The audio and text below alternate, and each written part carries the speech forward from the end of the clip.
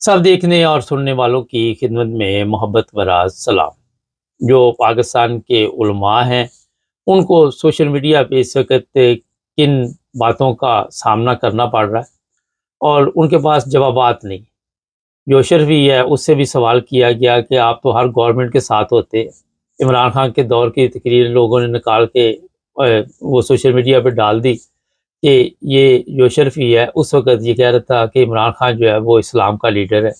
आज इसने कहा जी हम फील्ड मार्शल के हाथ में बैत कर लेते हैं। और फिर इन उलमा के बारे में जो अल्फाज इस्तेमाल किए जा रहे हैं, मैं सोच भी नहीं सकता, आप उसका अंदाज़ा भी नहीं लगा सकते। इनकी माँ बहन एक की हुई है सोशल मीडिया पे, और जितने भी उलमा हैं इनको इतनी गंदी गालियाँ पड़ रही हैं। और कोई कह रहा है कि ये जो है ये खुद काफर है, कोई कह रहा है कि ये बिग्गी है, कोई कह रहा है कि ये सारा दिन आके यहाँ पे लोगों को यजीद की फ़िरौन की कहानियाँ सुनाते हैं और ख़ुद जाके ये सवाल नहीं कर सकते कि जो लोग आपने मसलत किए हुए हैं वो किस तरह आप लेके आए हैं। एक बंदा भी ईमानदार जो है वो पार्लियामेंट में नहीं। कोई उलमा हैं वो कह रहे हैं जनाब कि ये जो लोग वहाँ पे बैठे हुए हैं असम्बलियों में, इनकी खरीदो फरोख्त हुई, उसके बाद उलमा की खरीदो फरोख्त हुई। किसी ने लिखा 25,000 में मौलवी बिक गया, किसी ने लिखा 10,000 में मौलवी बिक गया, किसी मौलवी को वैसे ही उन्होंने काबू कर लिया और जो भी बयानात थे वो मौलवियों से दिलवाने शुरू हो गए। और मौलवियों की इस वक्त जो इज़्ज़त का जनाजा है वो मेरा ख्याल है अगर आप सोशल मीडिया चेक करें तो वहाँ पे आपको हर रंग के बंदे जो है वो आके, ख़वातीन भी हैं और मर्द भी हैं, वो सब इनकी ठीक ठाक अगर सादा लफ्ज़ों में कहें तो छितरौल कर रहे हैं। ये ज़माना है कि आज के मौलवी की हालत ये हो चुकी है कि उसके लिए मेरा ख्याल है कि जितनी गंदी गालियाँ दी जा रही हैं, अगर इन उलमा ने कोई इस्लाम की खिदमत की होती और फिर लोगों ने कहा जी आप कईयों ने तो ये कहा कि जो भी लोग इस वक्त हमारे ऊपर गवर्नमेंट कर रहे हैं, मौलवियों की बात कर रहा हूँ, उनका हुक्म मानना हमारा फ़र्ज़ है। और किसी ने ये सवाल नहीं किया कि जो पाकिस्तान के आज हालात हैं वो किन की वजह से यहाँ तक पहुँचे। लोगों ने ये सवाल किया कि अगर आप इतने इस्लाम के ठेकेदार थे, इतने इस्लाम की आपको फ़िक्र थी, तो आज पाकिस्तान जिस हालत में पहुँचा हुआ है और जहाँ पे हम खड़े हैं वो आप सबके इल्म में, तो ये किनका कसूर है? क्योंकि मौलवी जो है वो ज़ाहिर है जो भी लोग चाहे वो फ़ौज में जाते हैं, चाहे वो पुलिस में जाते हैं, वहाँ पे मौलवी से होके जाते हैं और मौलवी के बगैर वहाँ पे जा नहीं सकते। अब कई लोगों ने कहा कि इनका बॉयकॉट किया जाए। अब मुसीबत ये है पाकिस्तानी कौम की कि वहाँ पे अगर मौलवियों का बाइकआउट कर दोगे तो ये आपका कर देंगे। मौलवी के बगैर आप चल नहीं सकते। मौलवियों ने लोगों को ऐसे हालात में पहुँचा दिया कि ना खुद आप नमाज पढ़ सकते हैं, ना आप कोई ऐलान का निकाह कर सकते हैं, ना जनाजा को पढ़ा सकते हैं, अवाम इस काबिल नहीं है और मौलवी के फतवे चलते हैं। अब इन लोगों के फतवों, अब इन लोगों को सारी दुनिया गालियाँ निकाल रही है। ये बड़ा एक अहम पॉइंट है, मौलवियों को भी, सियासतदानों को भी, उनको भी, और इनके कहने पे लोगों को काफिर करार दिया जाता। अब यहाँ से आप अंदाज़ा लगा लें कि कितने दानिश्वर लोग जो है वो असम्बलियों में बैठे हुए और कितने इस्लामी तालीमात के मुताबिक चलने वाले मौलवी हैं कि लोग ऐसी गंदी ज़बान इस्तेमाल कर रहे हैं। ज़ाहिर है अक्सर ने इन मौलवियों के असल चेहरे देखे हुए हैं, शराबी, कबाबी आपको अक्सर नज़र आते होंगे। और फिर एक मौलवी साहब हैं, मुनीब साहब, उन्होंने कहा जी मदरसे तो बंद नहीं होने चाहिए, लेकिन वो बेचारा वैसे ही सुनाई का उसकी तबीयत शबीयत ख़राब रहती है, बयान देना या नहीं देना। लेकिन एक बहुत बड़ी गेम जो थी उसमें गवर्नमेंट कामयाब हो, वो ये कि जिस तरह सियासतदानों में उन्होंने तफरका डाल दिया हुआ है, एक इकट्ठा नहीं होने दिया, जिस तरह कौम को नहीं होने दिया, मौलवी भी जो है कभी पहले भी एक जगह पे इकट्ठे नहीं हुए थे, अब तो बिल्कुल ही बेड़ा गर्क हो गया। और असल में ये मौलवी हैं जिनकी वजह से पाकिस्तान का जो बेड़ा गर्क आप देखते हैं, इसमें एक बड़ा हाथ इन मौलवियों का भी है। इन मौलवियों की वजह से आज पूरी कौम जो है भीख मांगती है, हमारे लीडर भीख मांगते हैं। 40-40 मिनट वज़ीर आज़म बैठे रहते हैं दरवाजे पे, कोई उनको बुलाता नहीं, जब बुलाए वो खुद ही कहीं अंदर चले जाते हैं, तो वहाँ भी उनके साथ जो सलूक किया जाता है। इंटरनेशनल मीडिया ने भी ये खबर दी है। फिर कहते हैं जी इंडिया जो है वो ہمارا توا لگاتا ہے. تو پچھلے دنوں میں ایک آفس گیا تو انہوں نے ایک توا رکھا ہوا تھا. تو میں نے کہا یہ کیا کرنا ہے؟ کہتا ہے اب یہی رہ گیا کہ ہم توا ہی لگاتے ہیں جو آتا ہے. مذاق میں اس نے بات کی. تو ہمارے تو یہ حالات ہوئے. تو ان علماء کے بارے میں ان کی اگر شکلیں دیکھیں، اپنی ایمانداری کے ساتھ آپ دیکھیں تو آپ کو نظر آئے گا نہ تو ان کی شکل اسلام کے مطابق. اللہ تعالیٰ نے تو پیدا کیا آپ کو کہ آپ دنیا میں آئے، لیکن اپنی حالت آپ نے خود درست کرنی. ان کی داڑیاں دیکھیں، میں داڑھی پہ اعتراض نہیں کرتا، مگر ہر چیز جو ہے اس کا کوئی طریقہ ہوتا ہے. کوئی چہرے پہ کوئی ایسے کوئی نظر آنا چاہیے کہ بندہ واقعی یہ نمازی پرہیزی ہے، کوئی اس کی شکل بتا دیتی. اور ان کے مکروہ چہرے، لعنتیں پڑی ہوئی، مجھے نہیں لگتا کتنی دفعہ پڑی ہے، یہ نہیں مجھے پتا، لیکن بے شمار دفعہ میرے ہاں لعنتیں پڑی ان علماء کی. اور ان علماء نے جو پاکستان کے آئین کا حال کیا، جو پاکستان کے سسٹم کا حال کیا، کہتے ہیں یہ جو بھی پہلے علماء گزرے ان کو بھی اسی طرح جو جابر حکمران تھے 18,000 علماء کو اسی طرح اپنی بیعت کہتے تھے ہماری کرو، اور وہ بک جاتے تھے.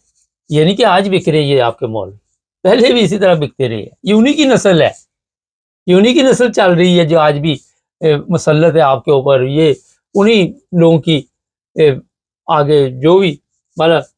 تو جناب آپ کو یہ بھی بتا دیتے ہیں کہ جہاں پہ اچھے لوگ ہوتے ہیں بہت کم ہوتے ہیں. اگر آپ اسلامی تاریخ پڑھ لیں یا انسانی تاریخ بھی پڑھ لیں تو کم لوگ ہوتے ہیں جو اچھے اعمال کرتے ہیں، زیادہ برائی ہوتی ہے. یہاں سے آپ دیکھ سکتے ہیں کہ کہیں میوزک کا پروگرام رکھ لیں، ایک طرف دین کا رکھ لیں، تو میوزک کے پروگرام میں آپ کو دنیا زیادہ نظر آئے گی، وہاں پہ ان کو زیادہ مزہ آتا ہے.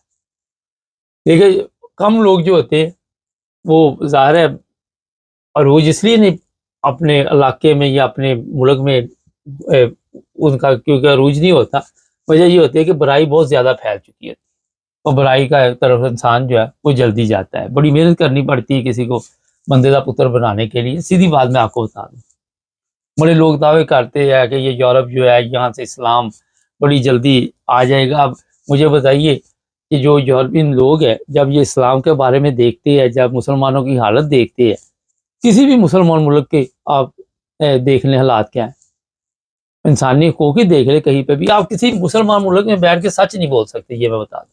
آپ سچ یہ جو کرسچن ممالک ہے وہیں پہ بول سکتے، آپ حکومت کے متعلق بھی بات کر سکتے ہیں، اعتراض کر سکتے ہیں، آپ یہاں کے بادشاہ کے متعلق بھی پوچھ سکتے ہیں جناب یہ کیا معاملہ ہے، عزت احترام کے ساتھ. مگر پاکستان ہو یا کوئی بھی اسلامی ملک ہو، وہاں پہ آپ سچ بولنا گناہ، آپ سوال نہیں کر سکتے. اور یہی مولویوں کو کہا گیا کہ آپ نے اب یہ کہنا لوگوں کو کہ جو بھی گورنمنٹ ہے اس کی اطاعت کرنی بڑی ضروری ہے، چاہے وہ آپ کو مارے، گندا کریں، ننگے کریں، جو مرضی سے نہ کرے، آپ کی لڑکیوں کو اٹھا لے، جو مرضی کرے، مگر آپ نے اف تک نہیں کرنا، آپ نے ان کی اطاعت کرنی. تو یہ اس وقت کے حالات جو مولویوں کے متعلق تھے، اور یہ گندگی سب کو پتہ ہے. میں بتا دیتا آپ کو، یہ آپ سے کسی کو چھپا نہیں رہے گا کہ کسی کو پتہ نہیں. یہ جو آ کے آپ کو فقیری کی بتاتے ہیں کہ فقیروں والی زندگی گزارتے تھے پرانے دور کے لوگ، اور وہ بڑی عاجزی رکھتے تھے، یہ سب پراڈو پہ آئے ہوئے تھے، سب کے ساتھ گارڈ تھے. تو یہ آ کے اسلام کی تعلیم دیتے. پہلے اپنے اندر تو سادگی پیدا کرو کسی کو اسلام کی تعلیم دینے کے لیے. کسی کو یہ بتانا چاہو، لوگوں کے لیے یہ سادگی، لوگوں کے لیے بھوک اور افلاس سے زمایا جائے گا، اور مولوی کے لیے جو مرضی دیو، حرام حلال سب ہضم. یہ بالکل ٹھیک میں بات بتا رہا ہوں. اور ان مولویوں کے اظہار ہے جو عزت آج ان کو مل رہی ہے، ان کی بڑوں کی کرتوتیں ہیں، ان مولویوں کی اپنی کرتوتیں، جس کی وجہ سے لوگ آج ان پر لعن طعن کر رہے ہیں. لیکن سوال وہی ہے کہ ان کے کہنے پہ پاکستان کے قوانین چینج کیے گئے، ان کے کہنے پہ پاکستان کی آئین چینج کیے گئے، ان کے کہنے پہ پاکستان کے یہ جو مذہبی خانے ہیں پاسپورٹ میں اور شناختی کارڈ، اور ان جگہ پہ یہاں پہ قوم کو عقل نہیں آتی کہ یار ان کو آپ گالیاں نکالتے، آپ کہتے ہیں یہ حرام خور ہیں، کافر ہیں مولوی، تو ان کے کہنے پہ آپ دوسروں کو پھر کس طرح کہہ سکتے ہیں کہ یہ دائرہ اسلام سے خارج؟ یہ سادہ سا سوال ہے. جب آپ ان کی عزت نہیں کرتے تو ان کے بنائے ہوئے فتوے یا ان کے بنائے ہوئے جو قوانین اسمبلیوں کے، جب ان کو آپ کو پتا ہے یہ چور چکے رام خور ہے، تو پھر اس کے بعد ان کے جو بھی اس طرح کے قوانین وہاں پہ آپ اکٹھے ہو جاتے ہیں، وہاں پہ آپ کو موت پڑتی ہے کہ وہاں پہ سچ کا سہارا لے، وہاں پہ آپ کو کئی ایسی چیزیں یاد آ جاتی ہیں۔ تو یہاں سے اندازہ لگائیں کہ اس قوم کی بھی حالت کیوں اس قوم کے اوپر ایسے مولوی مسلط کیے گئے، کیوں اس قوم کے اوپر ایسے جابر حکمران مسلط کیے گئے، کیوں اس قوم کو ننگا کیا جا رہا ہے۔ یہ اس قوم کے ووٹ کی اہمیت کا تو آپ کو پتہ ہی ہے، دے یا نہ دے کوئی فرق نہیں پڑتا، کسی کو اس سے کوئی فرق نہیں پڑتا، جن طاقتور لوگوں نے گورنمنٹ دینی ہے وہی گورنمنٹ میں رہیں گے۔ تو جناب بات یہاں پہ آپ کو بتا دیتا ہوں، آج بھی پاکستان میں جو ظلم مذہب کے نام پہ ہو رہا ہے اس کا جواب دہ بھی مولوی، اس کا جواب دہ بھی یہ جابر جو آپ کے حکمران ہیں وہ ہیں۔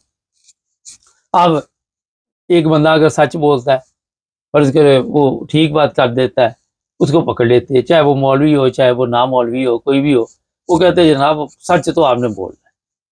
اور مدنی نے یہی کہا تھا کہ قیامت والے دن بڑے چھتر پڑنے اس گورنمنٹ کو، تو اس کو پکڑ کے لے کے کہتے ہیں اچھا ہمیں تو قیامت والے دن پڑھنے، تمہیں تو ابھی ہم مارتے ہیں، تمہیں سمجھ آ جائے، پتہ چھوڑا یا نہیں چھوڑا، لیکن میں بات بتا رہا ہوں جو بھی ان کو آخرت کا یاد دلائے گا اس کے لیے یہاں پہ مصیبت بن جائے گی۔ اگر وہ قابو نہیں آئے گا اس کے بہن بھائیوں کو اٹھا کے لے جائیں گے، اور ان کے پاس کچھ نہیں عوام کو دینے کے لیے۔